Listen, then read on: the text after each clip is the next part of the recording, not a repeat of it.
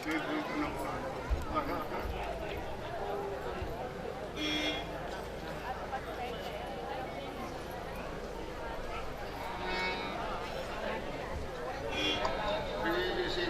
जी महाराज की, लाडली वल्लभ लाल की, निकुंज बिहारी बिहारी लाल की, श्री सिद्धि सदन बिहारी बिहारी लाल की जय हो। जय जय सीताराम, जय सिया राम, जय जय सिया राम, जय सिया राम, जय जय सिया राम, सिया राम, जय जय सिया राम, जय सिया राम, जय जय सिया राम,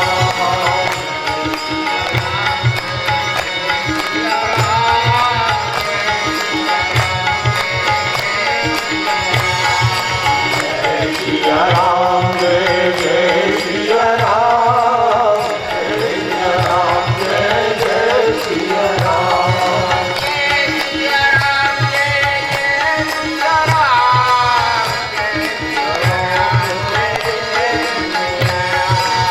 जय सिया राम, जय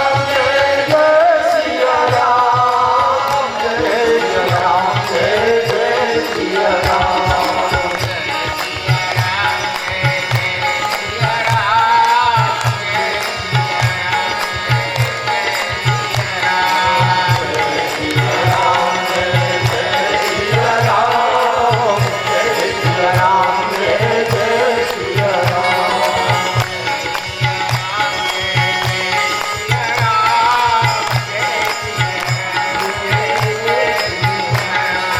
जय सिया राम, जय जय सिया राम,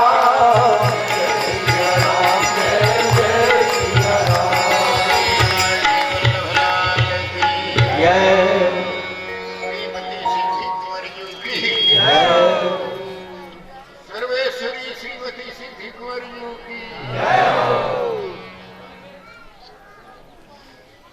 रस ही रस के बने दोनों मनो।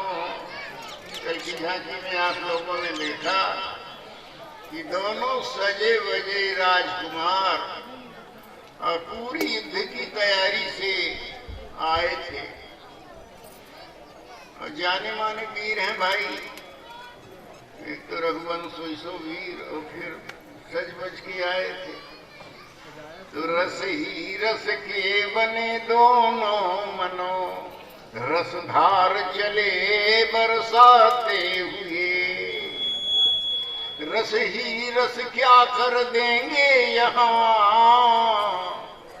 रस ही रस क्या कर देंगे यहाँ, कर क्या रहे ये मुस्काते हुए, कर क्या रहे ये, कर क्या रहे ये मुस्काते हुए।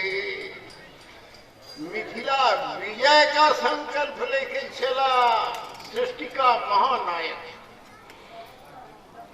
अरे कौन हम लोग वो हैं भाई, इसके लिए इतनी तैयारी सा समाज शान भराए। हाँ?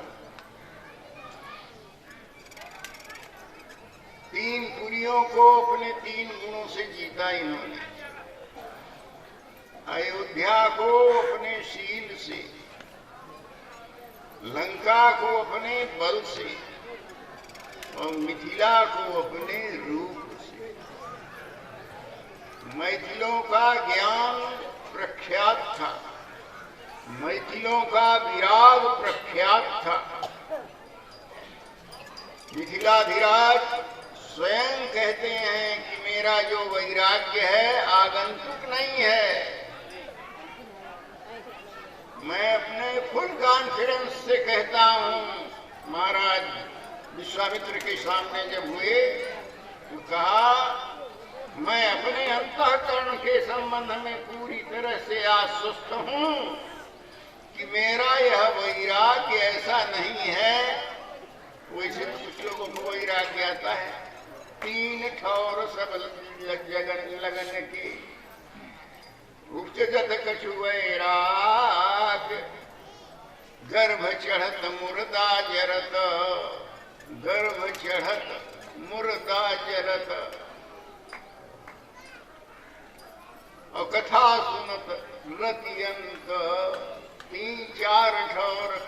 सब जनन के कछु वैराग्य बसंत।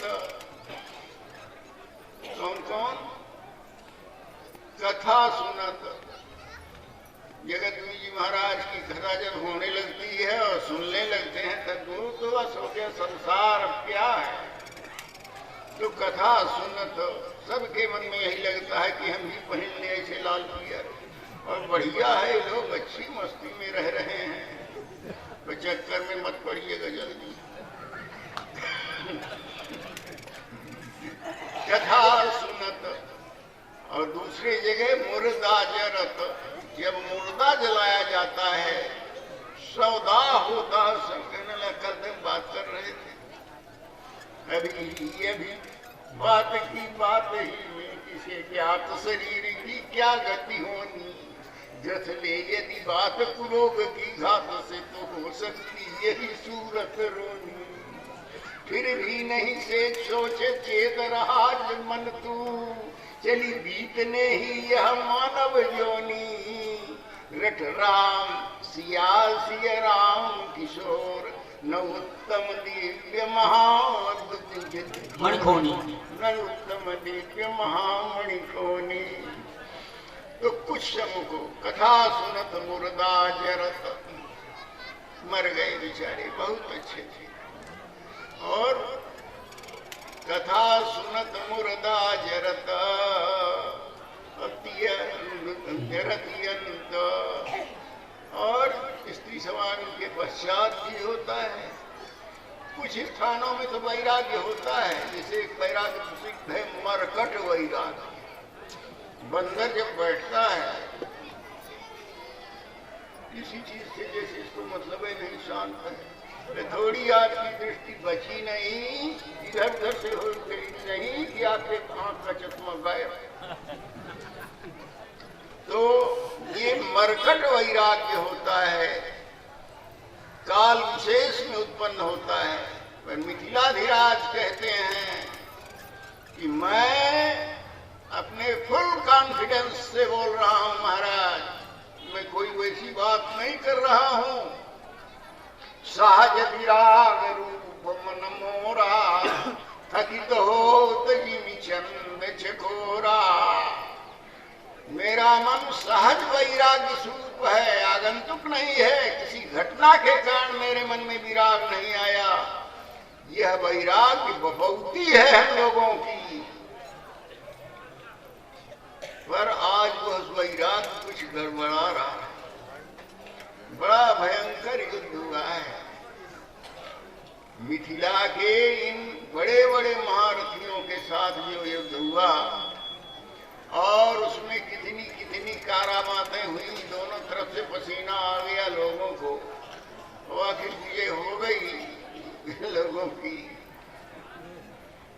सहज विराग रूप मन मोरा, थकित हो इनहि विलोकत यति अनुरागा। बरवस ब्रह्म सुख ही मन त्यागा। तो काहुनाथ सुंदर पूछो सती भाऊ, आप बताइए कि ये हैं कौन। इस युद्ध का वर्णन कभी सुनना हो तो हमारे हनुमान दास जी हैं, इनसे कभी अलग बैठ के, मंच में तो बोलते नहीं, अलग बैठ के कभी इनसे सुनिए कि कैसा युद्ध हुआ और वहाँ के मुख्य मुख्य सैनिकों के क्या नाम थे और फिर कैसे कैसे गिरते गए। ये पूरी घटना का चित्रण किया है हमारे गुरुदेव ने प्रेम रामायण में। असल में कल की लीला में रसशास्त्र का समग्र परिपाक हुआ है। कल की लीला में ही रसशास्त्र का समग्र परिपाक हुआ है। देखने में तो दो रस मुख्य हैं, एक तो गुरु बालकों का मिलन सख्य रस, और फिर सबसे अंत में जो छा गया वो रस है श्रृंगार रस, कांता रस, उज्जवल रस, रसराज। तो बाल रस को पहले और वैसे सभी पांचों रसों का इसमें परिपाक हुआ है। वात्सल्य रस का परिपाक हुआ है। वही जब प्रथम मिलन हुआ, महाराज के मन में इतना अधिक वात्सल्य उड़ा, इनहि विलोकतयति अनुरागा, वरवस ब्रह्म सुख मन त्यागा।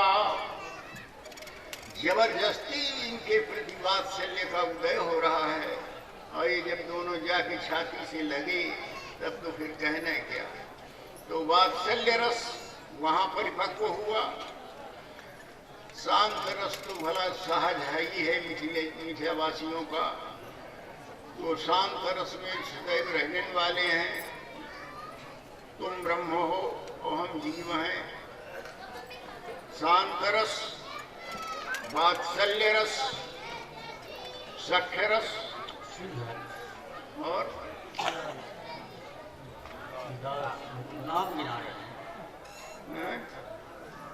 चौथा नहीं, पांचवा है उसी का दास। जल्दी बता। तो दास तो सब है ही। दास से एक रॉ मटेरियल है, और जिसके बिना रस की कोई भी भित्ति का संबंध नहीं हो सकता। दास सब में रहेगा, चाहे वो दास तो है ही है, वात्सल्य हो, और चाहे सख्य हो, और चाहे श्रृंगार। तो दास की भी चर्चा आप क्या करें, और वात्सल्य की भी चर्चा हम छोड़े देते हैं। असल में जो बालक वृंद को प्रस्तुत किया है, और ये बालक क्या है? बाला नाम प्रबोधाय, जो अज्ञान वाले हैं, उनको जिनमें ठीक विवेक का उदय नहीं हुआ है, जो यही मानते हैं कि अरे होगी भगवान भगवान नाम की चीज, जो बड़े दूर की कोई चिड़िया है, वो हमारे लोगों के पकड़ में आने वाली चीज नहीं है। तो सबसे पहले उन्हीं को पकड़ा जो इतना सुदूर का मान बैठे ब्रह्म को। नायमात्मा प्रवचनेन लभ्यः न मेधया बहुना सुतेन, ये में वेश प्रणते तेन लभ्यः। वेदांतियों ने जब ये सूत्रों का पाठ करना प्रारंभ किया, जानते हो उपनिषदों में और वेदांत की भाषा में आत्मा शब्द को परमात्मा की अर्थ में किया गया। नायमात्मा प्रवचनेन लभ्यः न मेधया न बहुना बहुना सुतेन, और सब बहुत से बहुत सरल नहीं है वो परमात्मा, बहुत दूर का है। तो उन्होंने आचार्यों ने उसका जनरलाइजेशन किया, सामान्यीकरण किया। मत समझो कि भगवान दूर देश की चिड़िया है, वो तुम्हारे सामने आ सकता है, खेल सकता है, तुम उसे पकड़ सकते हो और छू सकते हो।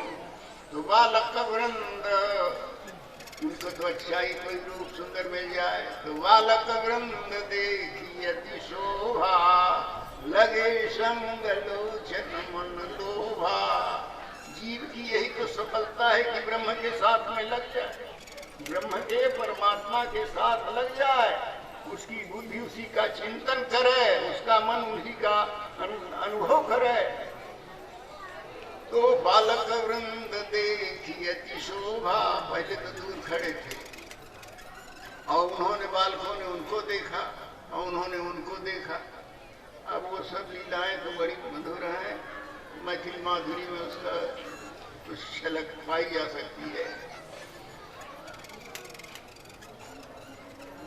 ये दूर से खड़े खड़े हमारी ओर देख करके मुस्कुरा रहे हैं,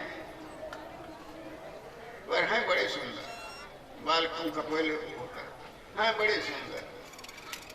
ये यार लगता है ऐसा कि छाती से लगा के, छाती से लगा के ज्वाला छाती की मिटा लूं फूल। दोनों सरकार खड़े हैं, इधर बालक खड़े हैं, कहते छाती से लगा के ज्वाला छाती की मिटा लूं फूल। कपी के पादोदक प्यास प्राण की बुझाऊं, सुख मान प्यारे गोद में बिठा के तुम्हें, अति सुख मान प्यारे गोद में बिठा के तुम्हें, चूम के कपोल लोल लोचन जुराऊं मैं। और इस लाइन में कहेंगे अंतिम है और लालसाएं अनेक भांति पूरी करूं, मिथिला में तुमको एकांत कहूं पाऊं मैं। दोनों का मिलन हुआ और उनको तो इतना हाथ का जैसे अपने कंधों को हुआ ऐसा हो गया ब्रह्म। ये ब्रह्म का सामान्यीकरण हुआ।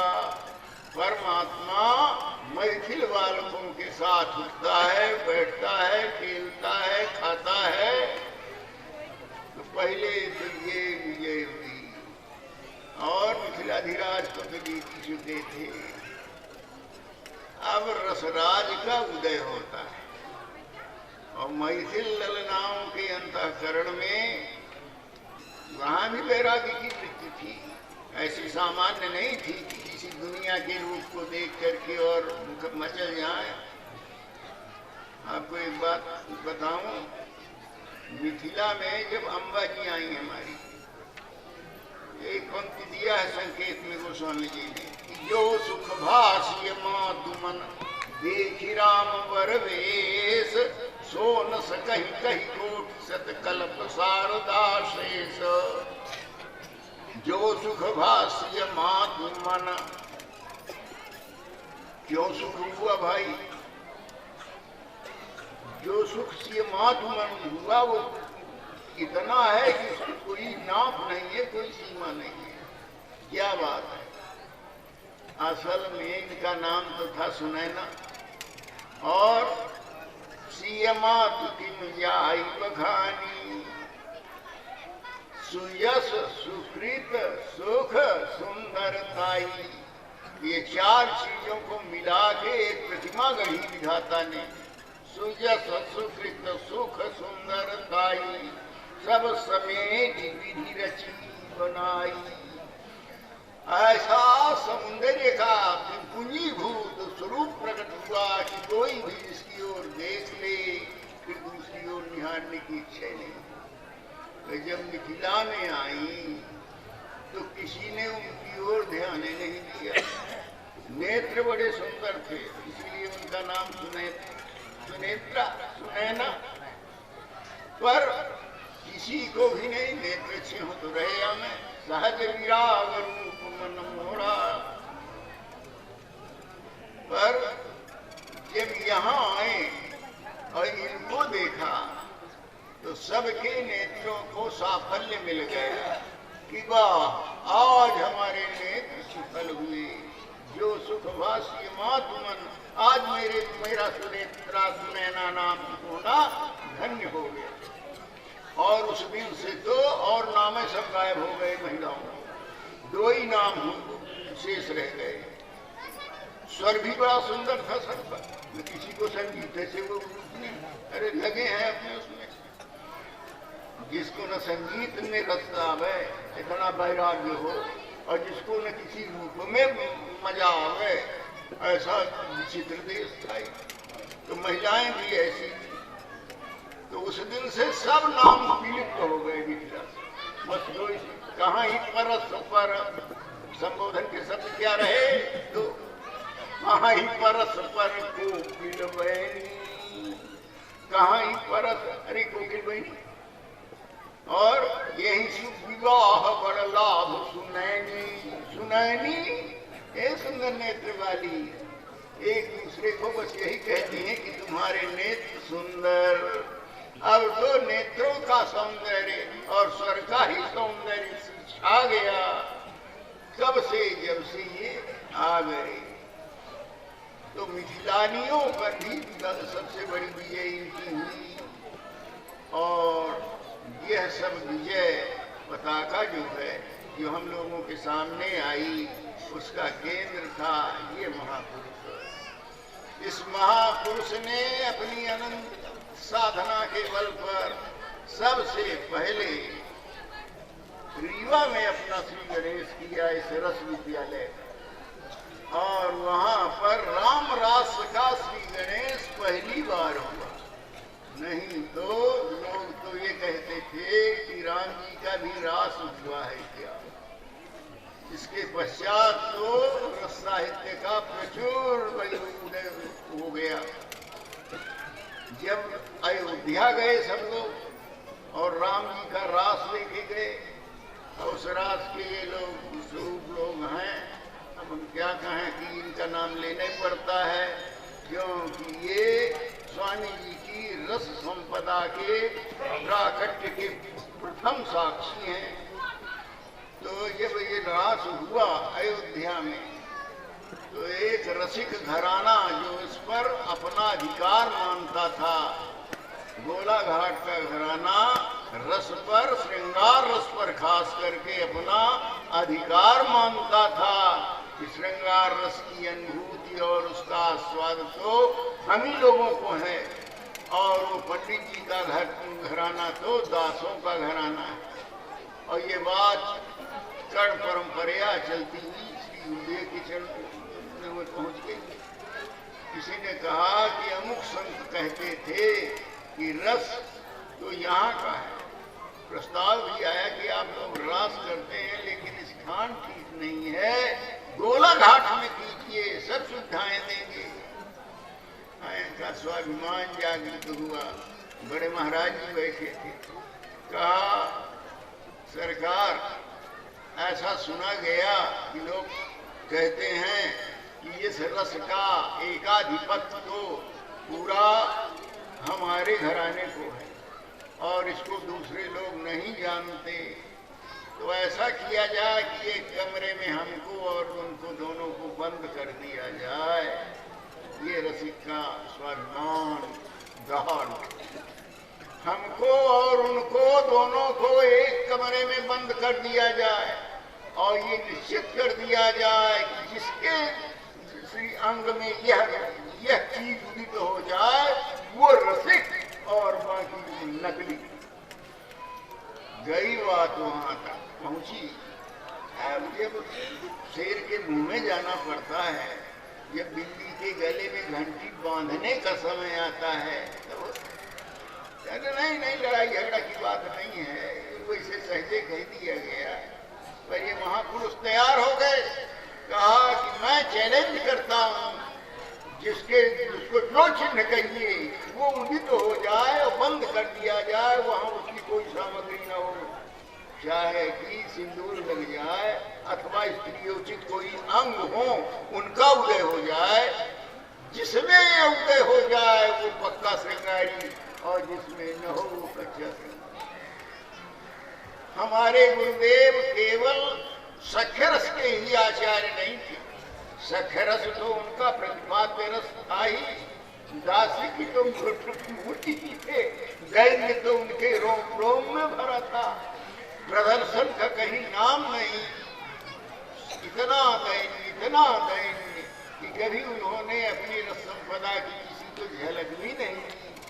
पर ये उनका अंतःकरण का औदार्य है कि उन्होंने इसका उदय किया और इस श्रृंगार रस का भी वो पूरे के पूरे तरह से इतना आस्वाद प्राप्त करने वाले महापुरुष थे कि वो पंचरसाचार्य हुए। पंचरसाचार्य कहने का तात्पर्य यह है कि जिसका पांचों रसों में समान अधिकार हो।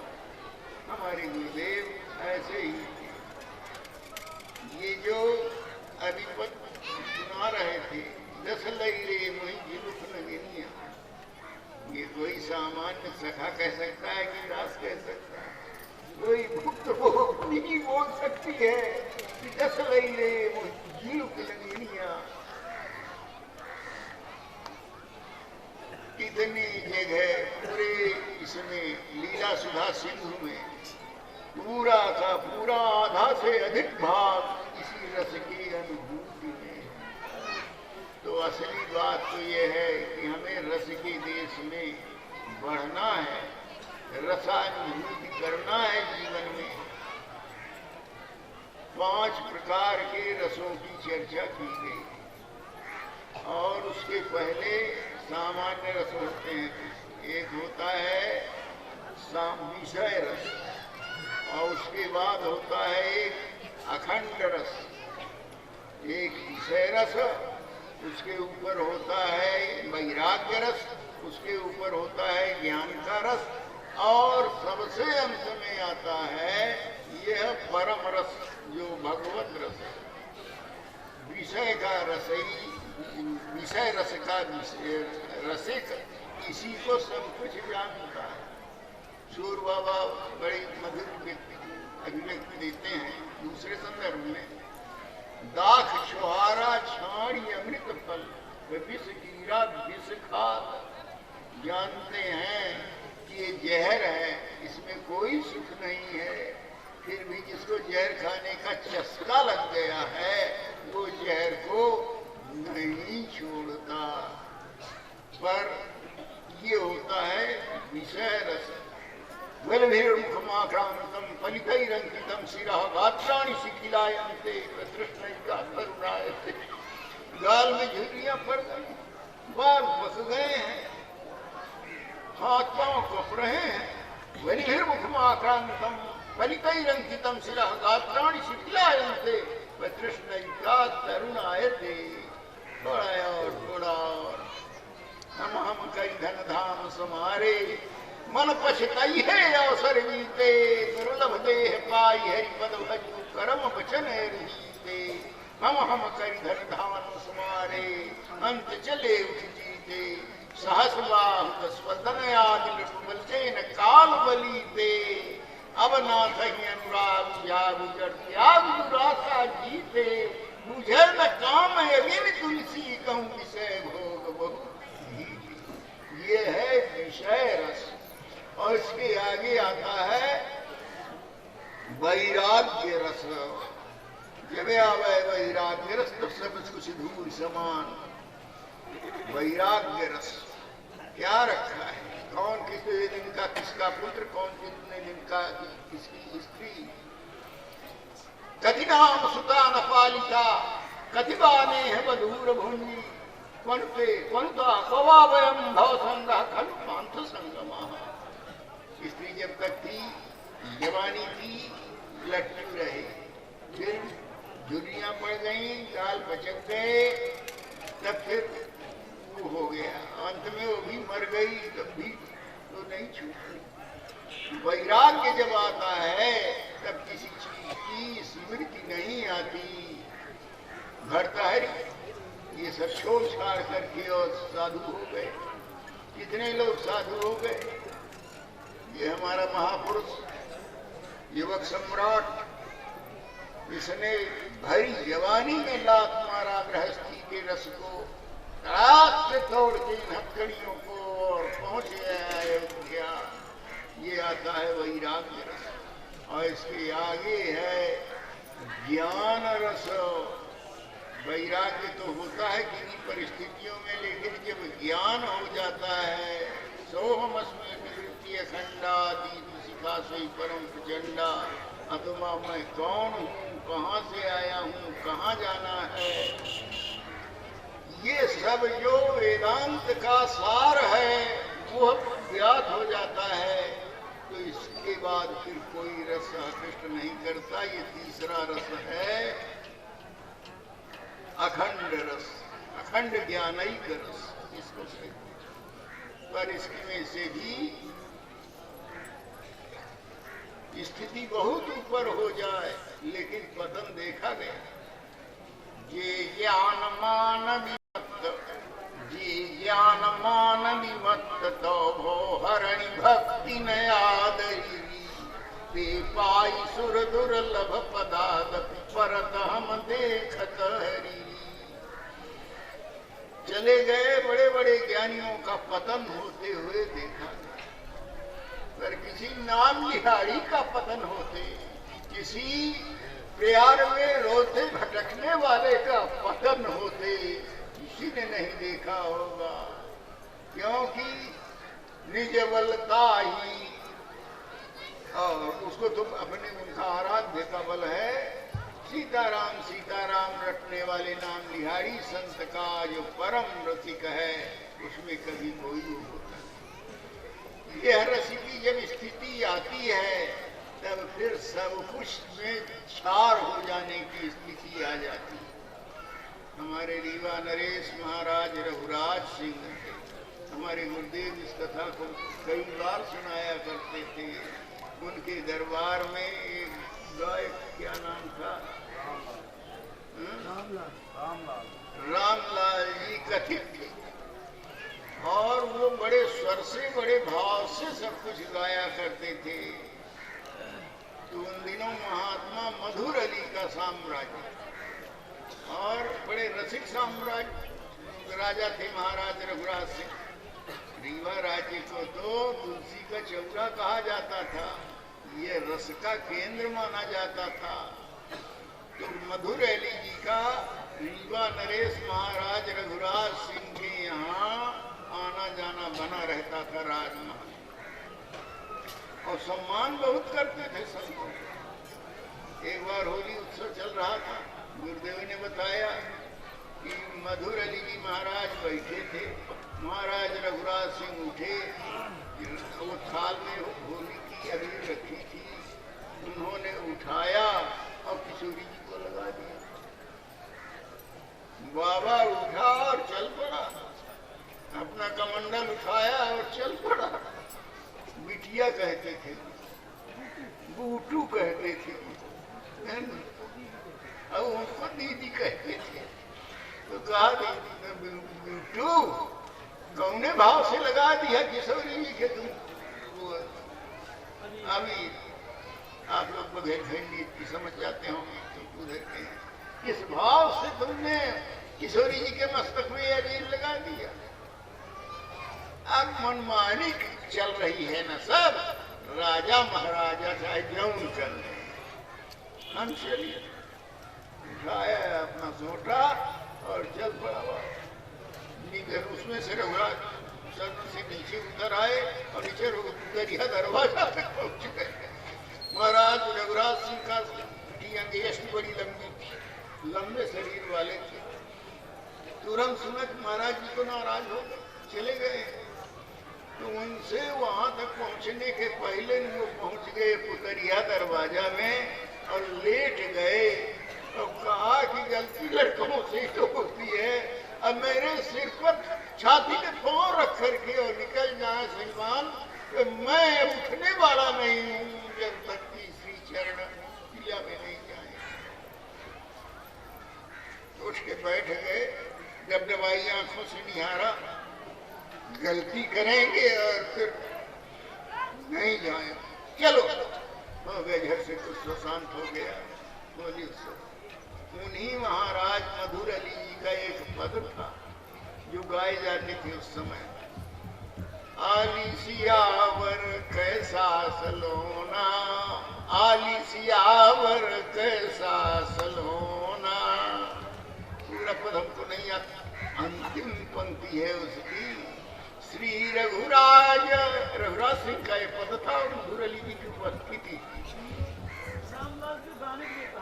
रामलाल जी को गाने को कहा तो महाराज ने कहा कि रामलाल जी इस पद को आप भाव सहित गाए दीजिए, भाव पूर्वक गाए। बड़े रसिक थे, उनका लिखा हुआ एक पद है रघुराज सिंह जी महाराज का। राम रसिकावली उनकी ग्रंथ है, राम स्वयंवर उनका ग्रंथ है और बड़े रसों में उनके पद। आली सियावर कैसा सलोना, अंतिम पंक्ति है श्री रघुराज मौरवारे पर, अब तो मोही फकीर नी होना। धीरे धीरे रामलाल जी की नाटी मिली।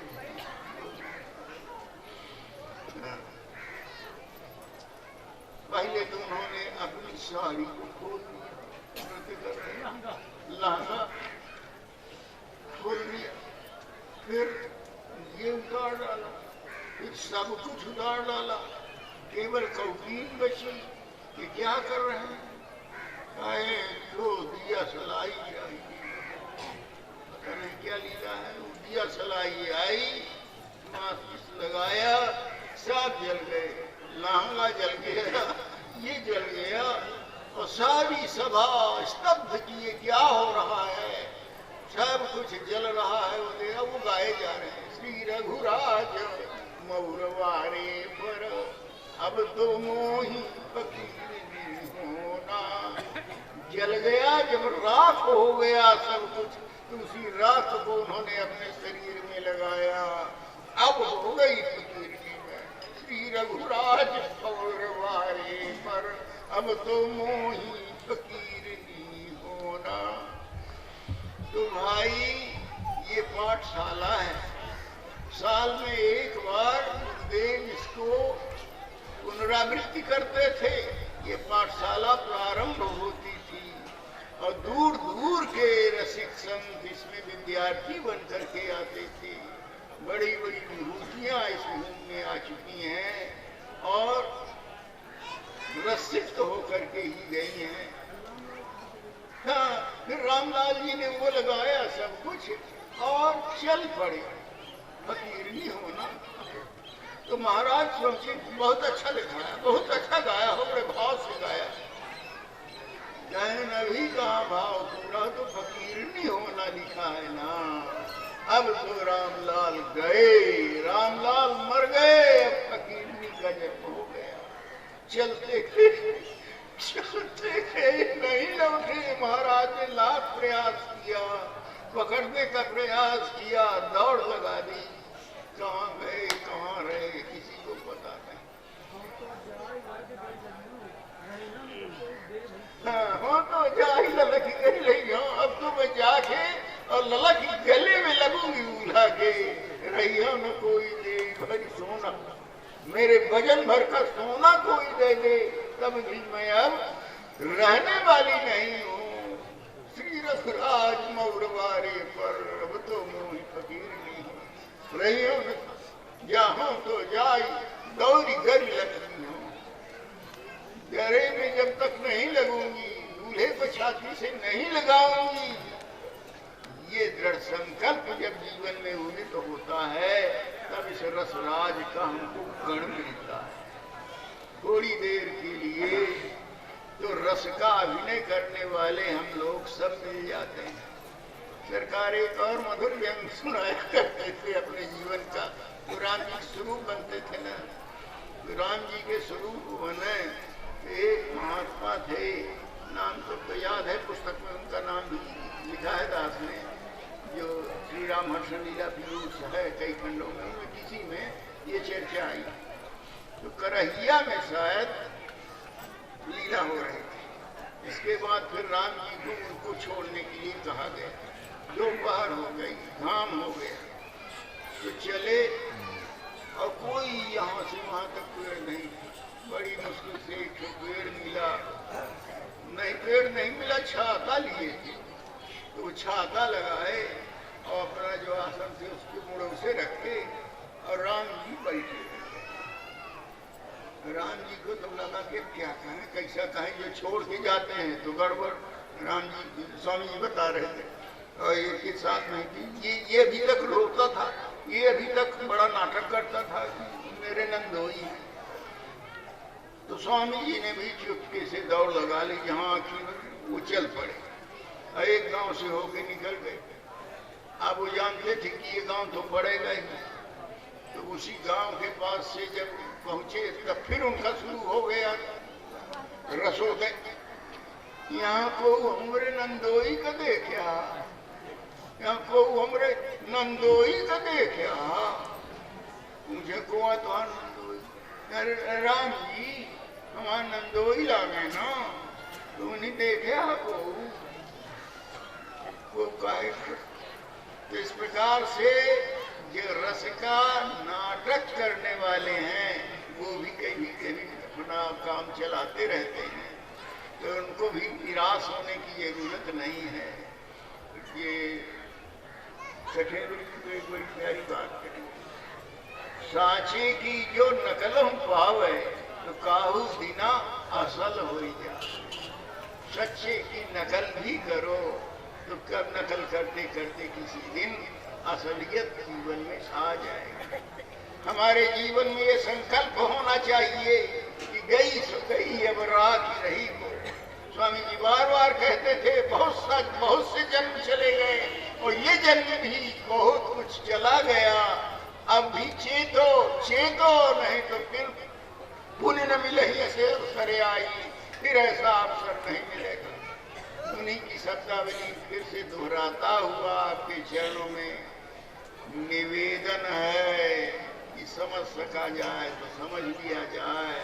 हम लोगों के लिए ही उन्होंने ये अवतार ग्रहण किया था और कोई को धन्य बनाया, कोई की इस भूमि को सौभाग्य मिला। अभी तो हम लोग बड़े गर्व से कहते हैं हाँ हमारी हमने अपनी आंखों से देखा है, स्वामी जी को हमने अपनी आंखों से देखा नहीं, छुआ है, हो उनके चरणों में तेल लगाया है, उनको तो एक दिन हमने स्नान कराया है। और मैं भी कभी कभी बड़े गर्व से कह दिया करता हूँ कि एक बार स्वामी जी हमारे सरसी गए थे, तो सरसी से जब लौट रहे थे तो बीच में रास्ते पानी गिरना शुरू हो गया और इतना पानी गिरा कि नदी में बाढ़ आ गई।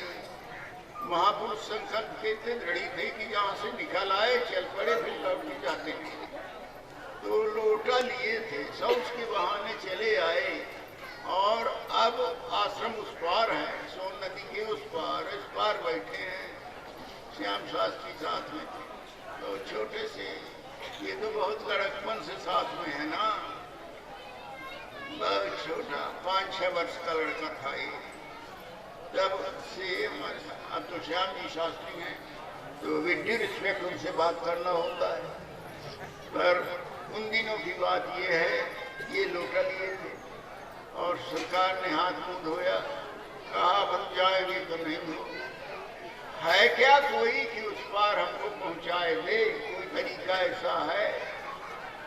और असल में जिससे जो कराना चाहते हैं वो करा लेते हैं, पहले से वो संकल्प होता है।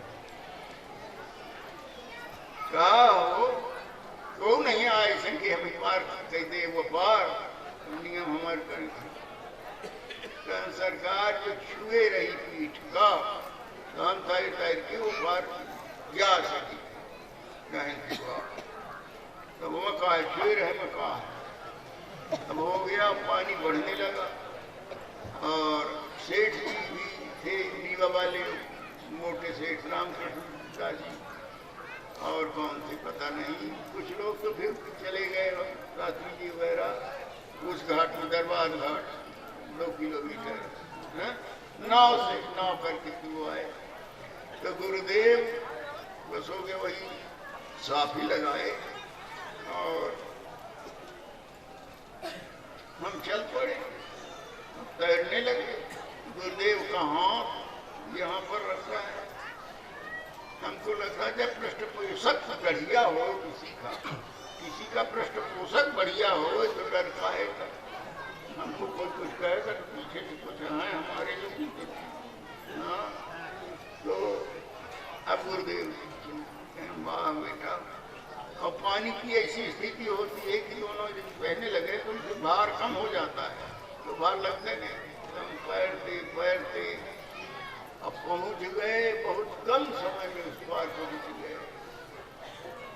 नहाए, हाथ रखे, फिर स्नान किया, वाह बेटा आज तो तूने हमें पार किया यहाँ से। हम कहना हम पार किए, हम आऊंगे तुम्हारे घाट मुंह को उतारियो। तो गर्व से हम अभी कहते हैं कि एक दिन ऐसा था कि हमने उनको कंधे में बिठा के पार किया था। ऐसा यह महापुरुष अभी की सब है कि जिसको हम लोगों ने देखा, अभी लीला संवरण करके जा रहा है, पर उसकी पूरी की पूरी सामग्री अभी है। सब लोग उसका उपयोग करें, भजन में लग जाएं और अब भी संत हैं और अब भी उनके मार्गदर्शन में आप चल सकते हैं तो भजन होता रहेगा। ये समैया उनका प्राण है और इस समैया का उत्सव ये अधिक से अधिक। स्वामी जी ने कहा कि यहाँ सुविधा होती है, यहाँ लोगों को भोजन की व्यवस्था ठीक से नहीं होती, सोने की व्यवस्था ठीक से नहीं होती, रहने की व्यवस्था ठीक से नहीं होती, टॉयलेट्स नहीं है, ये सब कुछ है लेकिन फिर भी कुछ तो मिलता है। आते रहिएगा, आप लोग आना न छोड़िएगा, आते रहेंगे तो मिलता रहेगा, ऐसा उनका आशीर्वाद है। आप सबने सुना होगा, कई बार सुना है। ये सब वचनावलियों को भूल करके लोगों ने सब कुछ किया, जो कुछ किया सब हो रहा है, उसका जो परिणाम होगा सब वो जाने, उनके राम जाने। हमारे गुरुदेव के क्षमागार हैं, उनकी कृपा बनी रहे, उनकी करुणा बनी रहे, समैया पौड़ी की खूब चलती रहे। अब वो चले गए, हम भी चले जाएंगे, आप भी चले जाओगे, और अब तो फिर पर यही शब्दावली की चलती रहे। सारा भार इस युवक के हाथ में है। युवक सन्यासी जो आपके सामने बैठा है, ये इसके हाथ को मजबूत कीजिए, इसके कंधे को मजबूत कीजिए। आपका संबल पा करके ऐसा ही आयोजन करते रहेंगे, और जो सुख पौड़ी में मिल जाएगा वहाँ अन्यत्र नहीं मिलता, नहीं मिलेगा। इसलिए बहुत भटकना नहीं चाहिए। दे धरी करिया फिर भाई भजे राम सब काम। श्री लाडली वल्लभ लाल जय सिया राम, जय जय सिया राम, जय सिया राम, जय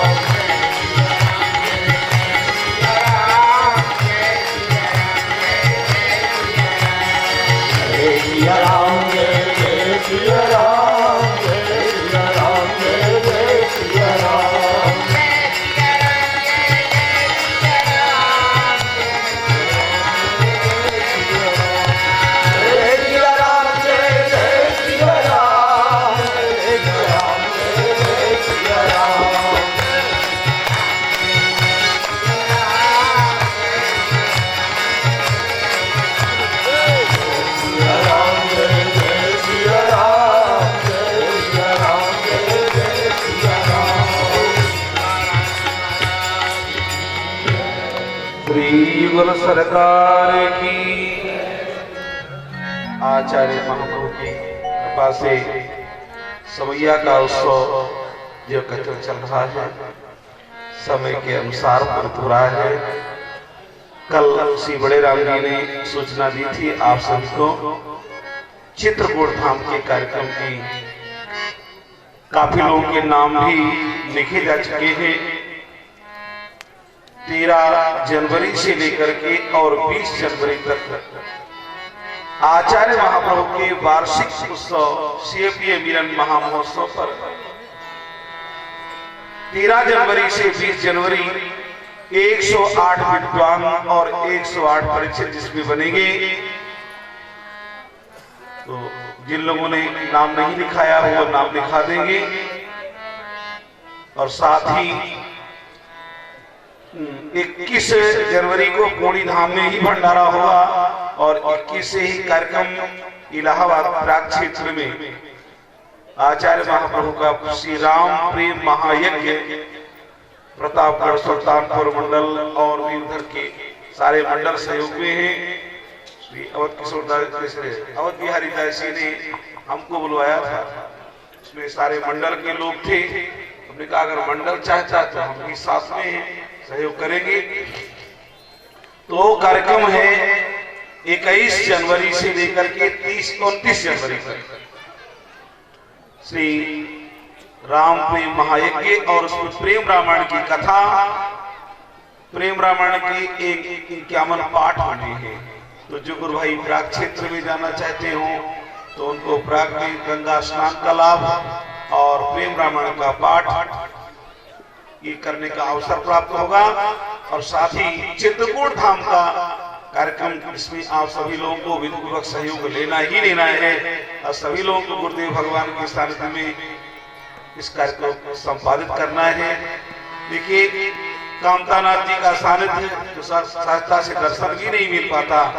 मंदाकिनी स्नान और श्री कामतानाथ जी की परिक्रमा, कामदगिरी की इतने सुंदर लाभ 7 दिनों के लिए प्राप्त होंगे। धाम का वास होगा, चित्रकूट धाम सब लोग सहजता से वास न कर पाए होंगे, दर्शन किए होंगे, पर वास करना मुश्किल रहा होगा, तो उनके लिए सारी सुविधाएं इसमें अपने वैष्णव जन, जो ही वैष्णव है, प्रेमी जन है, वो तो है ही है, और अन्य जो प्रेमी है कहीं से भी दीक्षित है, उनको सबको सहयोग इसमें दिया जा रहा है कि सभी लोग प्रेम पूर्वक इसमें भाग ले सकते हैं। लगभग 30-40 लोगों के नाम आ चुके हैं, और जिन लोगों को नाम लिखाना है वो शाम को हमारे श्री खड़े जाइए, श्री त्रिपाठी जी, चिंतामणि त्रिपाठी जी, ये आचार्य महाप्रभु की आरती के बाद खड़े होंगे, तो इनको नाम लिखा दीजिएगा, और ये विशेष सूचना भी देंगे कार्यक्रम कैसे कैसे संपादित होगा, व्यवस्थाएं कैसी होगी, ये चिंतामणि त्रिपाठी जी बताएंगे शाम को। श्री सीताराम जी महाराज की। और छतरपुर में कार्यक्रम है 30 तारीख से, 30 जनवरी से छतरपुर में श्रीमद् भागवत कथा और वार्षिक उत्सव मनाया है 6 फरवरी तक, 30 जनवरी से 6 फरवरी, और 30 से ही अमानगंज में भी है, तो हमें तो डबल आना जाना पड़ेगा। श्री सीताराम जी महाराज की।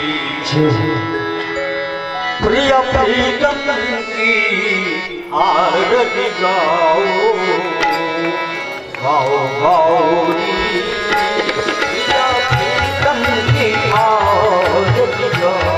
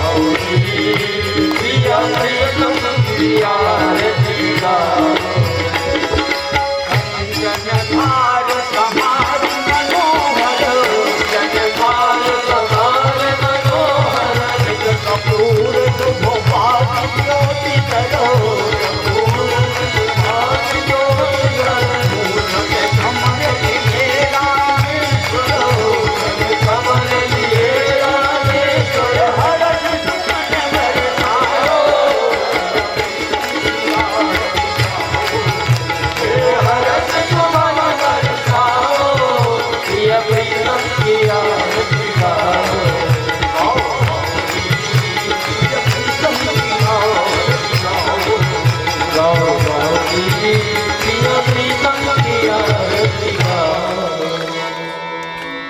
बोलिए श्री सीताराम जी महाराज की जय हो। युगल सरकार की जय हो। युगल धाम की जय हो। युगल धाम की जय हो। युगल परिकर समाज की जय हो। श्री स्वामी जी महाराज की जय हो। प्रेमावतार की जय हो। श्री हनुमान जी महाराज की जय हो। सब संत भगवान की जय हो। जय जय श्री सीताराम।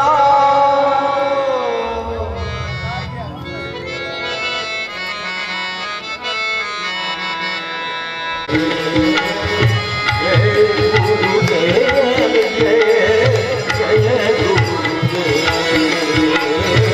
जय गुरुदेव जय गुरुदेव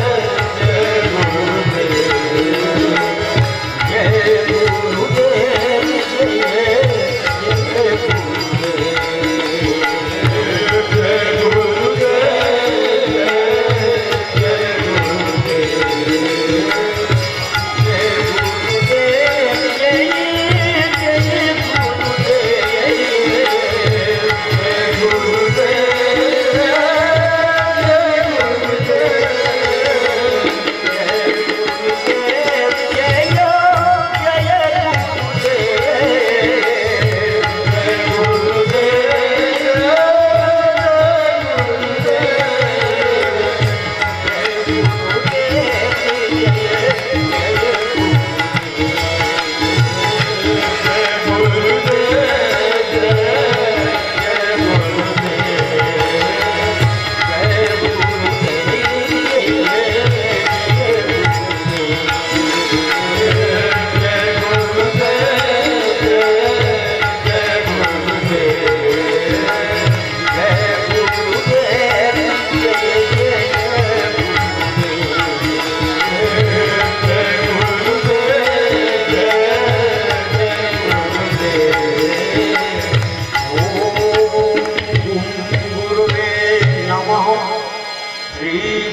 शरणं मम श्री गुरु शरणं गौरांगं रसमयं नित्यं रसाचार्यं रसोत्सुकं श्रीरामहर्षदेवाख्यं सद्गुरुं प्रणमाम्यहम् कलियुग जीव उद्धार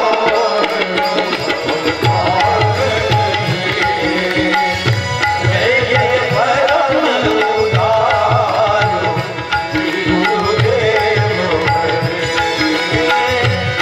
जय परम उदार गुरुदेव हरे या